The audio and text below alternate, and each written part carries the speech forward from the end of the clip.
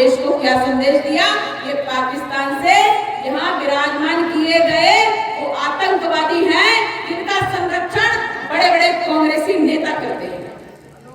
इसलिए कांग्रेस से बचना चाहिए।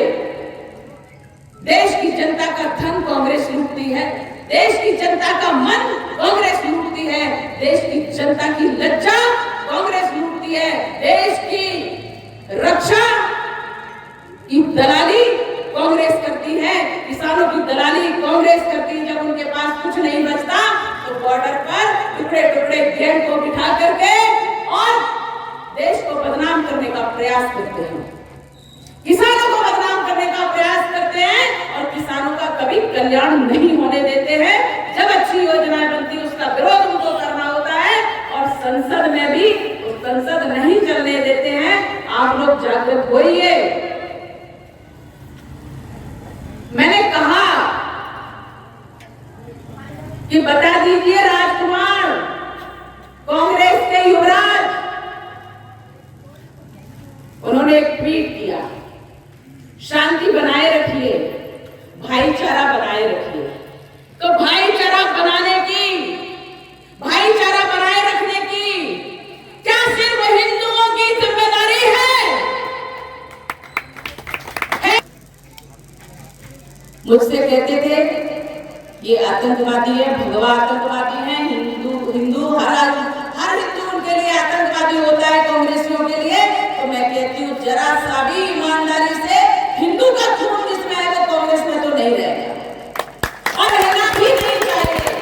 जिसने हमारे पूर्वजों को गाली दी, हिंदुत्व को अपमानित किया, ऐसे लोग अंश मात्र भी अगर ईमानदारी का, हिंदुत्व का रक्त है, हिंदुत्व का जीन्स है, उसको कांग्रेस से हट जाना चाहिए। ये वास्तव में देशभक्त खड़े करने की योजना है।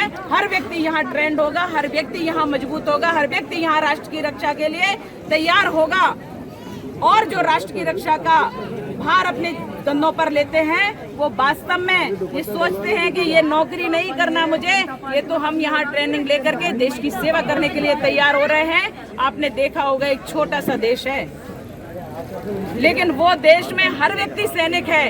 हमारा देश में भी हर युवा सैनिक होगा, हर व्यक्ति सैनिक होगा। तो जब राष्ट्र पर किसी प्रकार की आंच अगर विधर्मी देश हमारे लाते हैं, देश विधर्मी और दुश्मन देश हमारे भारत के ऊपर आक्रमण करते हैं, हर व्यक्ति यहाँ के लड़ने की क्षमता रखता है। बेरोजगारों को रोजगार मिलेगा। एक बात बताइए, मैं जनता से पूछती हूँ कि वो विरोध करने वाले टुकड़े टुकड़े गैंग, अगर युवा लोगों को रोजगार मिल रहा है, उनको प्रशिक्षण मिल रहा है, तो उसमें उनको क्या तकलीफ है?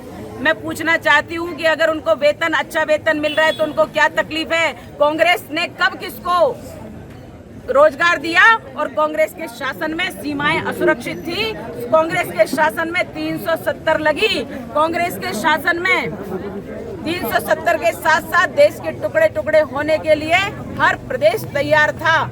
लेकिन अभी शांति है और देश में जिस प्रकार से अग्निपथ की योजना लाई गई है और कांग्रेस के शासन में जो असुरक्षा थी, बॉर्डर पे असुरक्षा थी, इसलिए कभी कोई भी व्यक्ति और कभी कांग्रेस ने कभी भी उनको शूट करने का आदेश नहीं दिया, स्वतंत्रता नहीं दी कि तुम अपने देश की रक्षा कर पाओ। और इसलिए मैं कहती हूँ कि ये जो अग्निपथ है, इसमें जब युवा भर्ती होंगे, कक्षा 8वीं से लेकर 10वीं तक के लोगों को रोजगार मिल रहा है। जो व्यक्ति ऐसे ट्रेनिंग लेगा, 4 वर्ष तक वहाँ सर्विस करेंगे, उनको सेना में भी भेजा जा सकता है, अन्य फोर्सेज में भेजा जा सकता है। वो वहाँ सिलेक्ट होंगे, 25% फौज में सिलेक्ट होंगे ही। उसके बाद भी जहाँ जहाँ प्राइवेट कंपनियां वहाँ भी वो अपना स्थान पा सकते हैं, अपना भरण पोषण कर सकते हैं, लेकिन राष्ट्र की रक्षा का संकल्प लेकर के। इसलिए राष्ट्र की रक्षा हो जाएगी। तो ये कांग्रेस को बुरा लग रहा है और युवाओं को रोजगार मिल रहा है तो कांग्रेस को बुरा लग रहा है। भारत माता की। महंगाई निश्चित एक मुद्दा है, क्योंकि जहां महिलाओं को हम आगे बढ़ाने का प्रयास करें, लेकिन वहीं गैस सिलेंडर आज 1000 रुपये में मिल रहा है। देखिए ऐसा है, अभी तक कांग्रेस कहती थी पेट्रोल महंगा है, डीजल महंगा है, अचानक माननीय मोदी जी ने उसको कम कर दिया। अब उनके पास कोई मुद्दा नहीं बचा, महंगाई कोई मुद्दा नहीं है। पर देखिए, कांग्रेस के समय को उठा करके ले लीजिए कि प्याज और आलू पे चुनाव लड़ लेते हैं, यहाँ तो राष्ट्र की रक्षा के लिए चुनाव लड़ते हैं। ये तो सब प्रपंच है। भारत माता की।